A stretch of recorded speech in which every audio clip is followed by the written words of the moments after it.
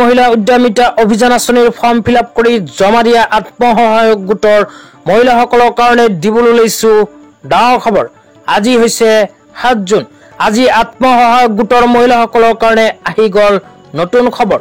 তো যিসকল আত্মসহায়ক গোটৰ মহিলাসকলে 10,000 কৈ টকা পোৱাৰ বাবে মুখ্যমন্ত্ৰী মহিলা উদ্যমিতা অভিযান আঁচনিৰ ফৰ্ম ফিলআপ কৰি জমা দিছিল, সেইসকল আত্মসহায়ক গোটৰ মহিলাসকলৰ ভিতৰত যোগ্য হিতাধিকাৰীসকলৰ মোবাইল নম্বৰত আহি আছে SMS।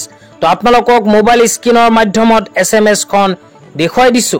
তো এনেকৈ এখনকৈ SMS যদি আপোনাৰ মোবাইল নম্বৰতো আহি আছে তেন্তে কোনো সমস্যা নাই।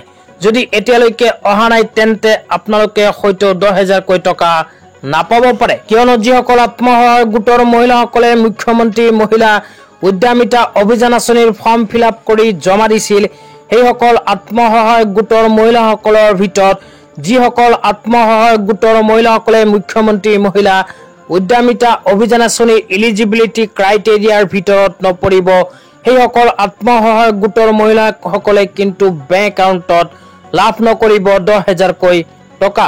তো কি এলিজিবিলিটি ক্ৰাইটেৰিয়া আছিল আপোনালোকক এতিয়া বিতংভাৱে জনাইছো। অনুগ্ৰহ কৰি ভিডিঅ'টো স্কিপ নকৰি চাই থাকিব। তো এলিজিবিলিটি ক্ৰাইটেৰিয়াৰ ভিতৰত প্ৰথমে কোৱা হৈছিল অসমৰ স্থায়ী বাসিন্দা হোৱা আত্মসহায়ক গোটৰ মহিলা। 2 নম্বৰত কোৱা হৈছিল যিসকল আত্মসহায়ক গোটৰ মহিলাই জেনেৰেল আৰু OBC কাষ্টত অন্তৰ্গত, সেইসকল মহিলা যদি 3টাতকৈ অধিক সন্তান থাকে তেন্তে 10,000 কৈ টকা নাপাব।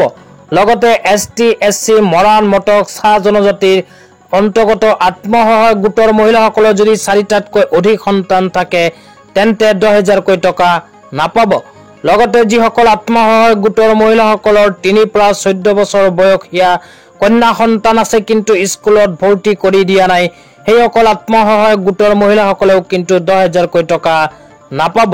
লগতে যিসকল আত্মসহায়ক গোটৰ মহিলাসকলে অমৃত বৃক্ষ আন্দোলন আঁচনিৰ গছ পুলি ৰোপণ কৰা নাই, সেইসকল আত্মসহায়ক গোটৰ মহিলাসকলেও কিন্তু 10,000 কৈ টকা পোৱাৰ পৰা বঞ্চিত হ'ব। তো আজি ইমানেই, ধন্যবাদ।